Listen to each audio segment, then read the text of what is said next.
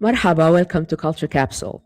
My guest today is Nathalie Habib, co-owner and executive producer at Bling Studios worldwide with over 20 years of experience in building Arab youth IP, story and content strategies. As you may have noticed, I'm racing through my introduction today because I discovered that I prepared for Nathalie a lot of questions. And I really want to invest the time in our conversation itself. So welcome with me, Nathalie Habib. يا هلا أهلا يا وسهلا فيكي. وفيكي.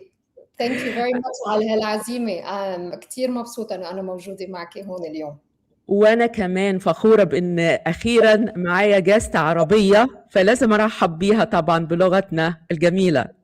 والله الشرف لإلي إنه أنا أول جست عربية يعني هيدا الشيء كتير يعني صراحة بشرفني وأنا كتير مبسوطة إنه أكون موجودة معك اليوم ونحكي بالمواضيع المثيرة اللي رح نحكي عنها هلا.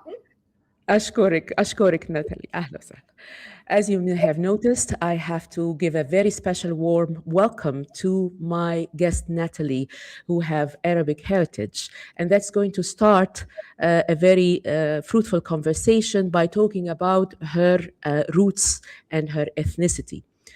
Nathalie, background, so Lebanese and Greek background, born in and raised in the UAE. Would you please share with our audience how your beginnings here in the UAE?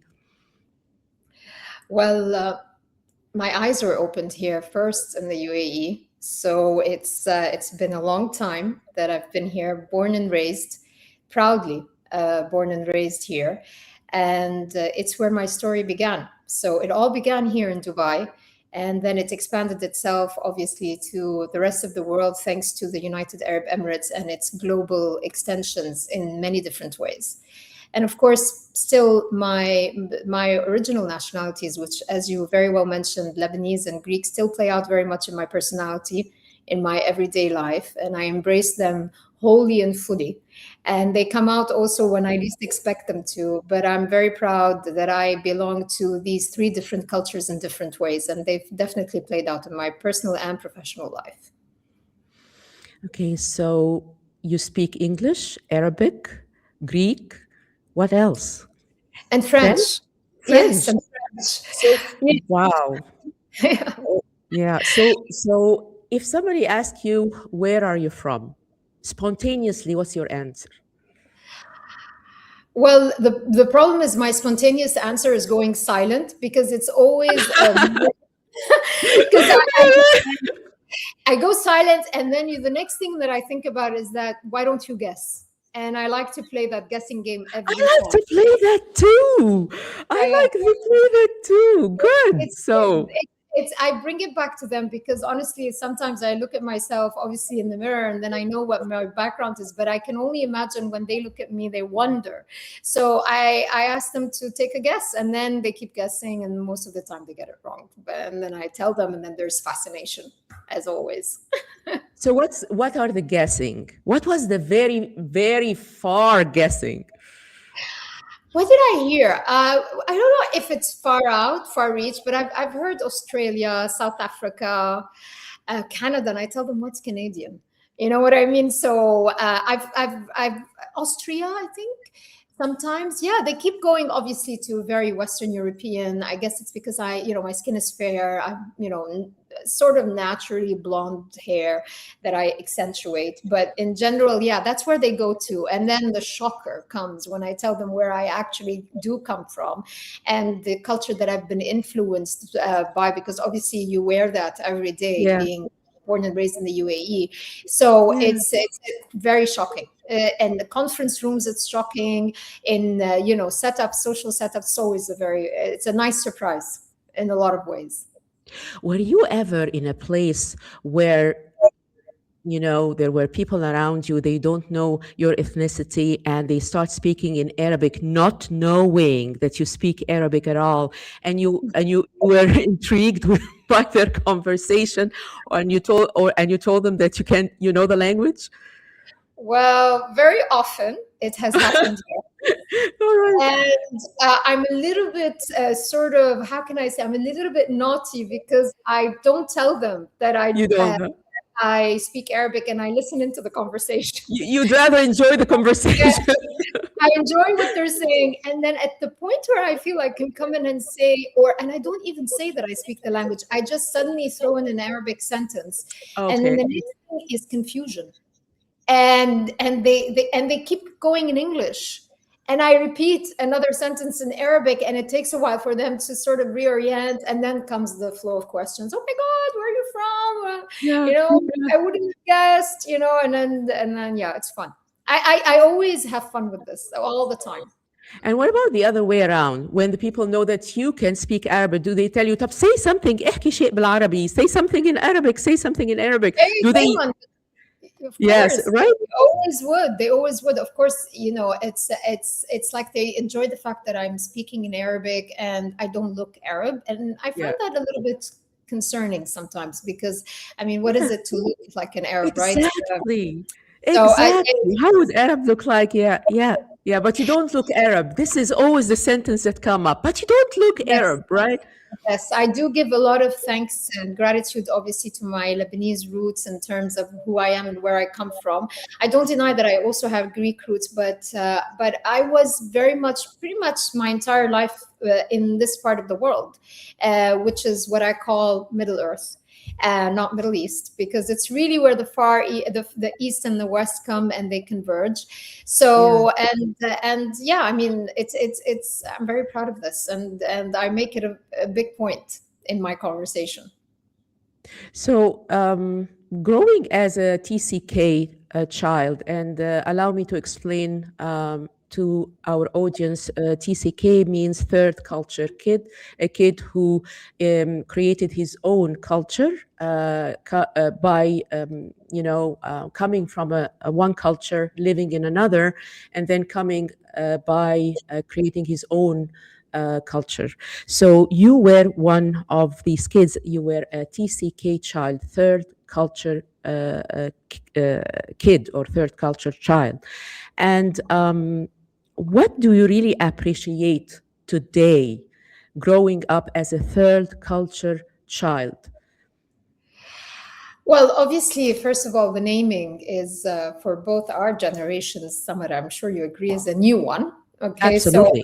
yeah, I Absolutely. only recently came across it as a sort of a title that people carry now for being people like me and you, born outside of our home countries, but or influenced predominantly outside our home countries. And because I've been around for a while now, walking this earth, I think I can safely say that TCK is a superpower. This is how I would define it. It's truly a superpower. I Uh, agree. I agree. Right? I mean, when you think about it, I mean, we take it for granted having been exposed to so many cultures across our lives, passively engaging with people, without thinking that, they're the same. It doesn't matter because, you expect them to be anyways, coming from different parts of the world. You hone and you grow a power that a lot of people do not have. And it's shocking that when you actually meet people who have lived sort of a culturally homogeneous lifestyle, that they see this very fascinating, which is Right. why I describe it as a superpower. Because not everybody had the pleasure or the opportunity to be exposed to cultures every single day of their lives and everything that they do, and the food that you eat, the conversations you have across, with your family is about your neighbor who really doesn't come from the same place that you come from, but yet it's a conversation that you're having on a daily basis. So that superpower grows with you, and then at a later stage in your life it plays out so strongly and powerfully because it helps you connect, bridge, and it builds a sense of, at least for me, a sense of emotional intelligence that Right. a lot of people would lack just because of lack of exposure to different people from different walks of life. So in a lot of ways, I describe it as a superpower. Yeah. Yeah, that's right. So this superpower, um, played a big role in your life when you interacted with other expat nationalities that came here to the UAE? Because, of course, the UAE was totally different back in the days. I mean, so I'd like you please to share with us what were the main expat nationalities that you befriend at that time growing up at the UAE? Oh, everyone, everything. I had obviously Indian friends. I had Emirati friends. I had Syrian, Lebanese, general or Arab nationalities. I had a lot of people French people, British, of course. These were pretty much the predominant nationalities that were back then in the UAE. Yes. I came across fewer Europeans in the sense of, Greeks or Italians or Spanish for that matter. For the Far East or so, there wasn't quite a lot of people coming in from Japan at the time, or Korea or China. Not too many of Turkey as well, or North Africa, not really, except Egyptians, yes. So a lot Egyptians. of A Egyptians lot I of met, of Egyptians. course. Yes. So, but these were the predominant nationalities that we came across. But then the interesting part is every 10 years, I felt that there was a reshuffle of nationality, depending on what Exactly. was happening in the world. Yes. Yeah, yeah. Yes. So you would see an influx, a sudden influx of, Yes. a sudden influx of even neighboring countries like Kuwaitis, or for example, at some point there was a lot of Americans that started coming in, especially in the last 10 years. So there's a lot of different nationalities that come into the UAE at different times and periods of the UAE's history. And that's, at least for me, has been a very exciting part because it never gets boring. Uh, Yes. Yes. there's always somebody new to meet, and they just really come from a different walk of life, and they have a story to share, which was always great. So the change of the expat pattern have helped you to always never have a dull moment. Different friendships, different people in your life that teach you something different, which definitely in the future have been reflected on your style of leadership. So if I ask Natalie Habib, what was the most nationality, or with your ethnicity, what is reflected most on your style of leadership? If the first thing that come out as a leader in your style, in the style of your leadership, what would that be? Which nationality? What influence you most? Um, it's hard to say one, because of the way I was raised, and because I was exposed to so many cultures. It's almost Yeah. like I can quickly adapt to the nationality that is speaking to me. I've almost every time someone tells me, it's as if I've known you for a very long time. And that's not because I'm that intelligent or that smart, but I immediately can pick up on their cultural nuances, and I Mhm. can let them hear something that feels familiar to them, that they hear and they feel is very resonant to how they think or how they live. And then suddenly there's this connection that is made, and then they obviously discover who I am, and then they start putting it all together, and that's where I embody still a very global identity. I Yes. never I've always been of the believer that you don't impose who you are on people. You just absorb who they are, and then you slowly give back to them, in bits, the kind of person that you are. And we're all humans. We all connect universally on certain things, and I use that universal approach before I bring in my own ethnic or cultural background into play. And those only spur up if the relationship goes further, and we become good friends, and they come to my house, and then I have to put up a feast, which is always a beautiful Lebanese Greek mix, and they're introduced to the foods, and the furniture in the house. So that's when then my personality starts playing out. But if we're meeting outside for the first time, I do not impose a specific nationality that I carry within me. I impose one that is very much what they can relate to, and I build from there. So,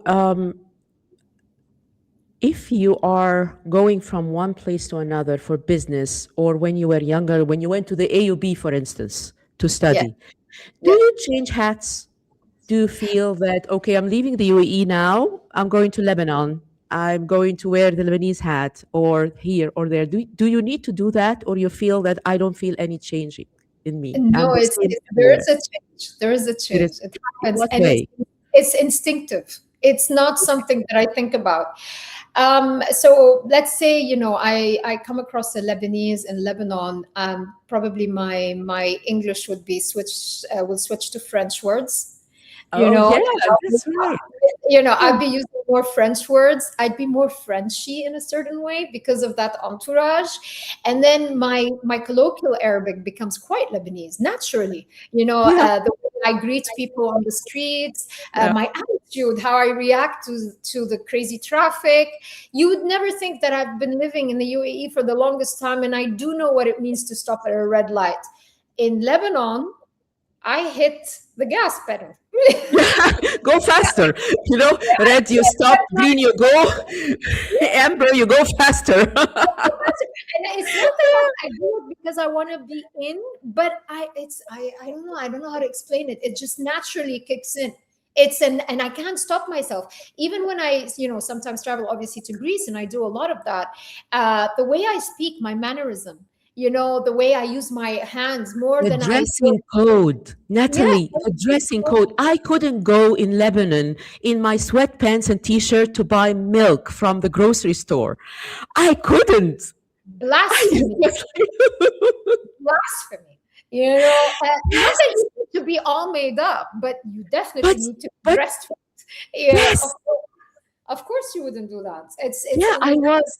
natural. It is really. I was in New York, and then I was stopping to see a friend in Lebanon, and then it was for the first time, and I learned a big lesson going to the mall or to the store or anywhere. No, no, no, no. It's totally different. Oh, Totally. absolutely.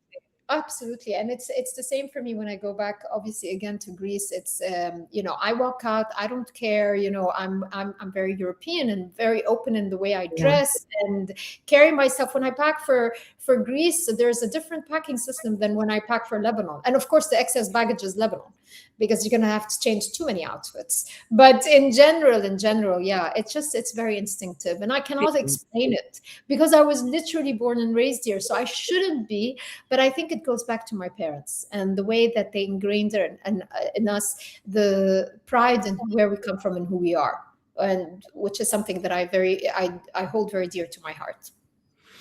All right. So I'm going to take you to a completely the other side of the discussion, the trajectory of your career. Yes. So why? Why IT? What happened? Tell me. Well, it's recognizing personally that there is something lacking in trying to identify with who you are as you grow up in a part of the world which has done very little in return for its next generation. And that's me putting it so simply, but of course, coming to that conclusion was not a simple one. And I think it started with the start of my career. I always wanted, and I was very passionate about being a teacher. I wanted to be in the circle of the younger generation because my belief was that's where I can make a change. That's where I can make a difference. That's where I can make impact. They cross over into adulthood and it's over. They've already set up their minds, their opinions, and they're trying to fight their way through life. But I have one chance to make a difference. It will be just before that. And just after they've gained their ability to think and to have opinions. So I guess that's where it all began for me. And then it grew through the course of my career when I got more and more involved in advertising and communication and building storytelling in such a way that it's focused, that it's emotionally resonant. And then it built further and further in my other experiences on the ground. I built retail stores that had stories in them that were very focused towards women. And then following from that came the opportunity that I am today, which is a co-owner and an executive producer at Blink Studios, where our main focus is to build IPs that come and are born here, and they speak to a generation that needs to hear them, and then hopefully travel abroad and fix stereotypes, and allow people to understand that we're more than this, that we're bigger than that, format, that what this part of the world really delivers on is yet to be discovered. And obviously what you see here on screen is just how we got that far, because you have to prove your ability to produce for screen stories that resonate, and that comes from framing, that comes from writing, that comes from, who you host, how you actually capture that visual in a moment so that people want to watch further, want to watch more, and engage and feel that they're seeing themselves on screen. So yeah, pretty much. And I guess it lands on the professional world, which is IPs. You build intellectual properties. That's pretty much what we do. So, what are the most challenging part of being a producer? And sometimes I'm sure that you stop and think and say, how can I present different content, especially with IP production is really very difficult with the new generation now, and this will come more through my questions.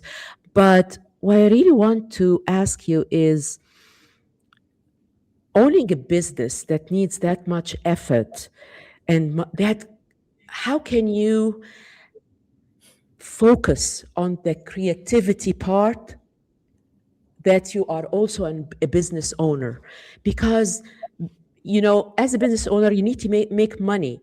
Do you see sometimes that creativity contradict with being a business owner? How can you manage that and run it smoothly? Well, it brings back a conversation we once had with a producer out of the US, which obviously is a far more mature market when it comes to IP and production in general. And I Yes. remember them telling us something, or telling me, my business partner, something that stayed with me. It's like, if you're in this business for the money, get out now. Okay. Because Ouch. it is, yeah, it's a very hard business. You need to love it more than want it for the sake of what it gives you as materialistic end results, but more on what it gives you in terms of emotional satisfaction because of what Action. you're trying to do, which is trying to influence through stories and characters. And it's a very tough business, and it's only becoming tougher because obviously technology is advancing. A lot of the parts of the jobs that we used to do before are becoming more and more, or less and less important. And we need to think ahead. We need to be a sort of one step ahead of whatever next is going to come. And still, it's something I wake up for every day, being very passionate about what we're doing, because it still boils down to the same thing at the end of the day. I mean, even if being a producer and producing in general can mean so many different things, but the end result still remains the same. You're producing a piece of art that belongs on a screen, and that in one way, shape, or another, it's going to either engage or influence or fail terribly. And I think that gamble and seeing whether you're going to get a win or a loss, and we've had both in our history, has made us better for it. But I'm telling you, if it's not running through your veins, there you cannot last a day in this business, especially not Right. in this part of the world, because the Right. infrastructure is still building itself. There were moments in the history of the UAE where there were rises and peaks, and production was a big thing. Media production was the big thing, and there was a lot of support that was given from the private and the public sector. And then suddenly there's a drop because it becomes less important, and there are more important things that there need to be a focus on. And that drop is so sharp, and you need to find ways to survive it. And with those highs and drops, we've learned very quickly to enjoy the high while we're prepping for the drop. Right. So we never take it for granted that this is going to be a sustainable model, because it's never sustainable unless you're producing on a service like business, like you're just servicing, which we do. We service a Mhm. lot of companies. But if we were to produce for the fact that we want to produce great stories, or want to get engaged with networks or Yes. broadcasters, and Yes. be that, it's a long wait, and Mhm. it's a Mhm. big sort of struggle until you land it. And when you do, you're already thinking of how you're going to secure the next one. So it's a tough business. It's a very Yeah. tough. Have you ever gambled before and lost? And when you lose, Oh how yeah. you get up again? Well, It's a big, it's a calculated gamble, I have to say, because as you learn the business, you understand there is a formula to it. It's not all about, a work of passion, not really. There's some boxes that you have to tick along the way, and even when you do, the things just don't happen because there's so many different parties that need to get involved to make something, get off ground and deliver to an audience, and the pipeline is very, very diverse, and it can come together in different ways. And sometimes you get Mm. this close, and then something really terrible happens, nothing Mm. to do with the work that you did, but the interest is no longer there because, and I'll give you an example. uh, there Please. was there was a time in our history where we were developing the first superhero out of the Arab world. So we commissioned a comic book that was developed here in the UAE. We asked our creators and writers if we could option the book and develop it into a first superhero sort of like a deck that we would like to put in front of the tables of Marvel and DC Comics. And that development was greenlit, and we worked very collaboratively. We went abroad, we pitched it. It was picked up by a very prominent studio out of the UK. It traveled even further, and it literally landed on the pitching tables of Marvel and DC Comics right at the time, at the exact time. Darn. Disney acquired Ouch. the entire Again. Marvel Yeah. library. Yeah. They acquire it, and then they say, we're not introducing new superheroes. Of So course. anything on your Yeah. tables that is Yeah. new is off the table. We're just Yeah. focusing on the Marvel library. And there you go. The deal is gone. It's Gone. finished. In a split second. Yeah. Sometimes a change of executive makes you lose the deal just because they suddenly got replaced or they retired. So Yes. it's that kind of a journey, and that's of course putting it very simplistically. But in general, that's the kind of life. You're on a roller coaster ride, endless roller coaster rides, which is probably why I don't ride them. I don't go Yeah. to theme parks, and people tell me, "Why don't you get on a roller coaster?" I don't like Thank a good you. one. I Yeah. cannot Yeah. handle another one. So Yeah. yeah, it's a tough business. So if we're talking finance, if someone hands you a blank check to create a one transformative media project for Arab children, what would be a topic that you choose and why? There'll definitely be confidence. I Confidence. Yeah, I thought a lot about that. Yeah. I feel that, what makes me better for who I am and where I come from is the fact that I've built my confidence and I celebrate who I am, and I'm not afraid to say where I come from and who I am and how I was, brought to become what I am. But I find that there's a lot of that kind of insecurity across the board with Arab nationalities in general. And that's no one's fault, except obviously our current and recent history has not been very easy in so many different ways. So, what I find is that a lot of children and a lot of young generations hesitate. Yes. They try to be something they're not. They're trying to embrace a culture that is really not them, and I feel that that's a lack of confidence in who you are and where you come from. And it's not to say that other cultures are not great, they're fantastic, but what about yours? There's nothing Mm. in it that you feel good about, that you feel confident enough to say, I am from here and this is who I am. But guess what? I can also speak your language, and I can work with you, and I can do whatever you want together. That's why I say, if anybody gives me a blank check, I would build a confidence playground for young generations to come in and find who they are, embrace it, celebrate it, find the good in it, and walk out feeling better about who they are, where they come from, and then the rest will follow. And I guess that comes through the productions that we do, is that we're trying to hone into the things that we should be very proud of, and these obviously are all the different stories that we carry. Do you have the patience for this, Natalie? Because I find that the original Arabic IP can be very tricky. Yes. Um, I'll be very honest to you, and I don't like to use the word honest. Be honest, no, truly. Um, some kids find some Arabic content to be lame, Yes. and others find it boring. Yes. So, can you tell me more about creating interesting content that attract the attention of the Arab child? Absolutely. They're correct. It is lame. Arab content that is being produced for them is very lame and it's extremely boring. And that's not their fault, that's the producer's fault. The reason starts from the fact that we, anyways, undervalue the importance of the content that we need to build for the next generation.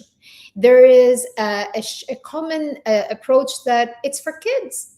You know, why should you be spending so much time and money and effort and creativity? It's only for the kids. Yes, it's for the kids who are next going to be adults and who are going to carry all of this forward. So to their own children.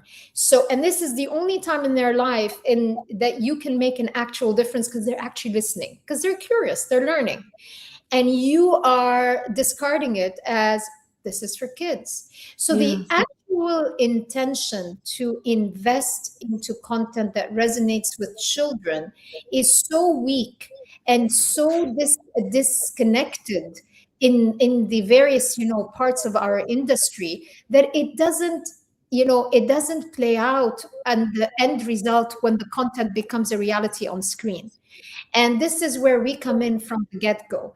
Every word on paper, every character developed, every story told needs to be packaged with this audience in mind, that they deserve to see and watch the best of what they need to see from their culture, from their stories.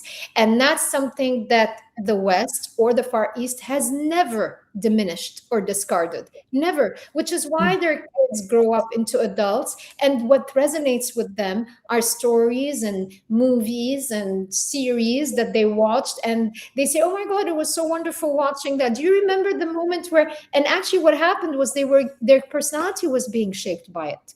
And it gives them the chance to become proud Japanese because of anime. Americans hold high the fact that Disney was created in their part of the world with everything that Disney stands for. Asterix and Obelix for Yes. France. It's a huge deal. Lucky Anyone, Luke. Yeah. if you Yeah. dare Everywhere. Yeah. against Tintin, Tintin et Milou, Oh, or yes. oh Of my course. God, Santa. the French will come out at you from even if he's 75 plus years old. Yeah. Yeah. So there is a lot of importance in trying to understand the value of building content for children so that they can see themselves in this content and believe that they have so much that they connect with, that they carry it forward as they become adults. So, what do you think? Because I see always heads of government coming out there every day saying that youth is the future, they are our strategic priority. What do you think educational institutes are missing or misunderstands always about new generation? Like, I remember our conversation before about Gen Alpha and Gen Z and so what are they missing? What do they also not missing? What do they misunderstand about the new generation? I mean, the best thing I tell when I'm asked this question is I say you only have to look at your own children to understand what you're missing. Because the one thing you would tell me if I ask you as a parent is describe to me your child, you'll tell me, oh my God, he or she is so fascinating, so smart. Did you know what they did last time? They picked up an iPad and they swiped and they did, and they're only 3 years old. Oh, my kid just showed me how to use my iPhone. Oh, my kid did this.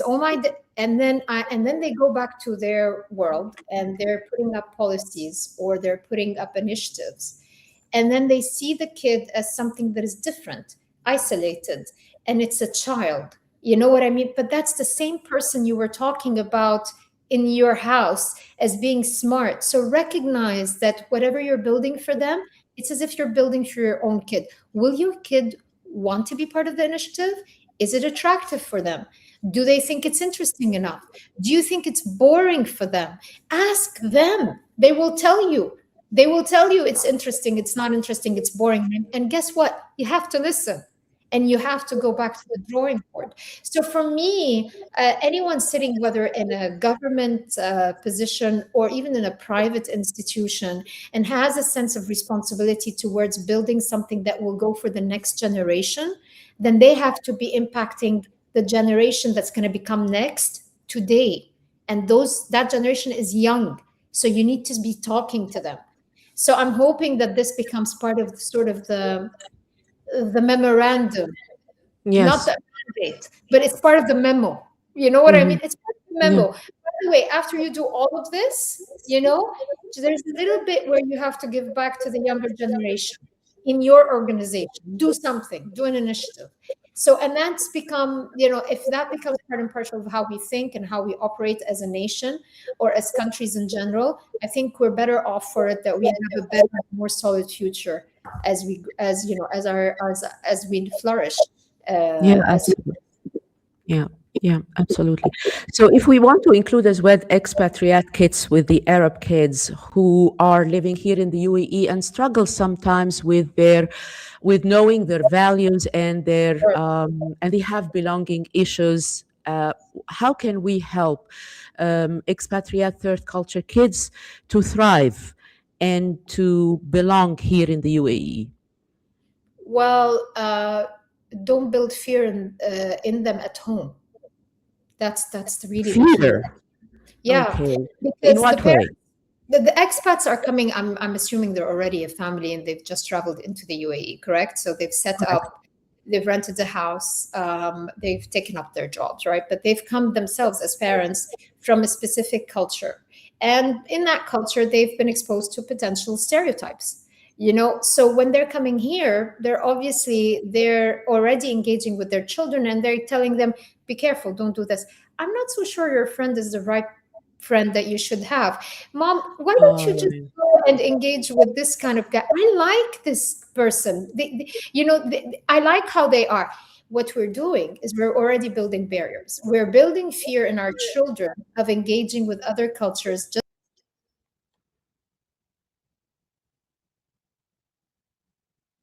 what we were exposed to. And that's where I say, if there's one place on earth where you can allow your child to have an open attitude to culture and to engaging with culture, this is your playground, the UAE, because it's a safe place. Whoever has made it here, they've gone through security checks. Don't mhm. worry. Of course, there's always nuances in culture differences, but that's Yeah. your job as a parent at home, to align your child, to remind them of who they are, to say, oh, how interesting you discovered this about your friend. But remember, this is how we do it here. And obviously, slowly, so that it doesn't turn out into a huge clash. And then the next thing you know is that, your child thinks that you're so, lack of finding a better word, retarded, because you don't really understand what they're feeling and they're thinking. So it's a process, and it's a lot of pressure on the parents. I definitely understand that, because I remember my family, my mom and dad, being very sort of, don't forget where you come from, don't forget who you are, love, invite anyone you want, but this is who you are. It's a lot of work, and it's not easy, but it is important. And it's, if that's the price you're going to pay, so that finally what you get as a result is your kid has become a global person who actually can speak many languages, not literally languages, but can engage with so many different cultures, they're better for it in the Yeah. life that we're living today. And we've seen also now even Emirati family have changed a lot. Before, previously, you could see that Emirati and expats families were not socializing as much, but now they are engaged in much more activities, and the kids play together and enjoy their time at school together, and there are lots of friendship growing between expat children and Emirati children as well at school. So, talking about the Emirates, born and raised in the UAE, built Correct. business in the UAE, you consider UAE your home. So, I would like you to share with me, if you would like to give back to the UAE, apart from, of course, your successful business, what are the initiatives or the methodology? What do you do to give back to the UAE? How do you contribute? I'll say it in the most natural and instinctive way. Every day I Please. wake up and do what I do, I am conscientious that I'm giving back to the UAE. Yes. I have never taken anything for granted, for the abundance of what was offered to me or the lack of. Nothing. I understand it. If I don't, I try to understand where it's coming from, and I appreciate it for what it is, and I believe it for what it is, and I give back for it what I can in everything that I do. I wake up in the morning, I get dressed, I get into a car. You know, some other people, I see them, they open the car window, then they throw a paper tissue out of the window. I would never Yeah. do that. I've never done that. I can never do that. You know what I mean? I can never do it. I'll probably honk at them just to say that, you just threw a piece of paper out of the window, right? It's a wrong thing to do. Because I feel that is my job and my responsibility, in a way, saying thank you for keeping our streets clean all these years. And guess what? I don't want them to get dirty now. So every day I wake up and before I go to bed, I'm doing something to give back to the UAE. And if it's my business success, if it's going out to restaurants with my family, if it is to say, I prefer to stay here even during the summer, because guess what? Everybody else is left. Let's enjoy what, Leave. because the year has become so busy with so many things. Yeah. Even when the summer comes, sometimes we're deciding to travel later in the summer.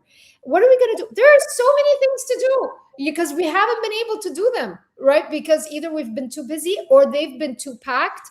So let's just enjoy them now, since the city is now less crowded. So yeah, I mean, giving back is a daily basis. Or imagine if I don't. So what would my life, what would be worth? What am I waiting for? If I'm not going to give back to this country, so I'm going to give back to my original countries that I don't live in, and I don't know when I'm going to go back to or settle in. When I do, I'll give back to them. But as long as I'm here, I'm giving back to the UAE naturally. Right. Thank you. Thank you. Very well said. Very well said. Um, so 20 years from now, a child Yeah. is watching one of your productions, and you just want this child to get one message from the production that you worked hard on. What would be that message? Love who you are. That's it. Love who you are. It's what because what stays with me and has stayed with me the longest time across all the relationships that I have made, especially here in the Middle East and the Arab world, it's just I keep finding myself telling people to celebrate where they come from and who they are, and not to try to be something else. And that's again not their fault, but it's a truth that you speak to Arabs that don't speak Arabic, and or I Yeah. speak to parents that don't teach their children Arabic. It drives me up the wall. وين خربوش بي وين معلق بس في حدا بيفهم. Sorry, I had to say that in Arabic. لا اوكي طبعا. We'll translate it, don't worry. Yeah, So yeah. it's just, and that's why I say, there's this gap. There's a gap that's become wider and wider over the years, and it's not getting any narrower, sadly. And there's a sense of responsibility and accountability that we need to help them find themselves. And it's a lot of people would come and tell me it's a small thing, Natalie. It's not a big deal. It's not a small thing. It is It's a not big a deal. big thing. It's the next generation. It's not a small thing, So yeah, let's see. Natalie, my last question is from my previous guest.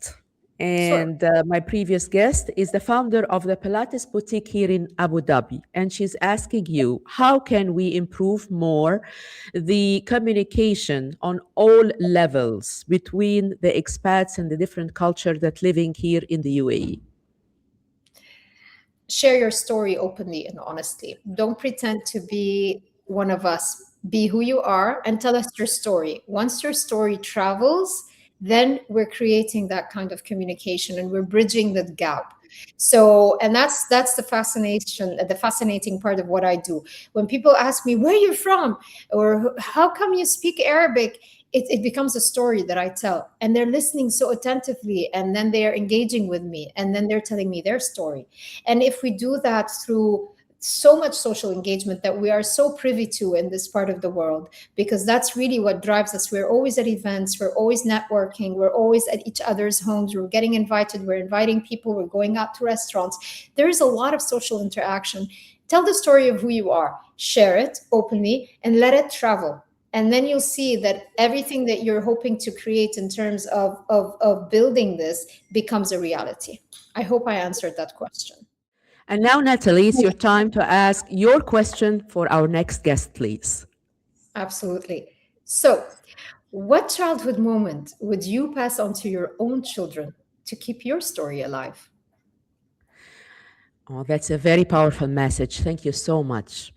Thank you. Thank you, Natalie, for joining us today. شكرا إلك، نورتينا وشرفتينا. حبيبتي الشرف لإلي، شكرا كتير. شكرا. And with that, we conclude today's episode of Culture Capsule. Dear audience, thank you very much for your time, and see you soon in another episode of Culture Capsule.